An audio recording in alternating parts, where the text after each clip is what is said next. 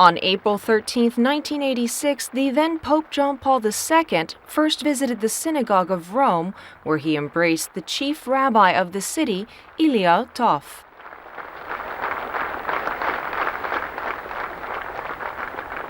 Although the distance that separates the Jewish temple from the Vatican is only 2 miles, the emotional distance that occurred on that particular Sunday was much greater.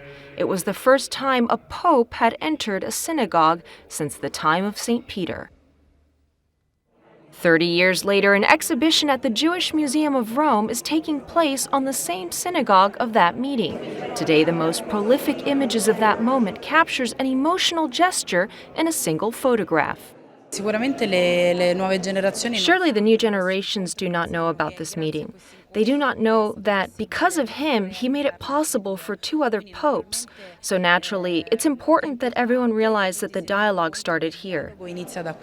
The exhibition has been organized by the granddaughter of Rabbi Toff, also coinciding with the first anniversary of the death of her grandfather.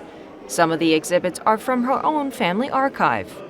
In the exhibition, you can find photos, newspaper clippings, this charcoal reproduction of the famous embrace, the note that John Paul II dedicated to the rabbi,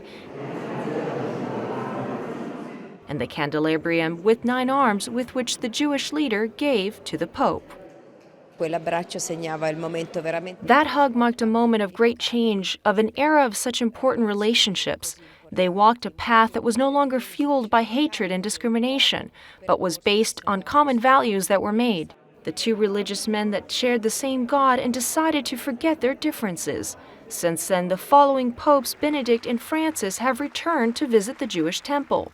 Thanks to these great gestures from both religious leaders, this moment can be remembered in the Jewish Museum until July 14, 2016.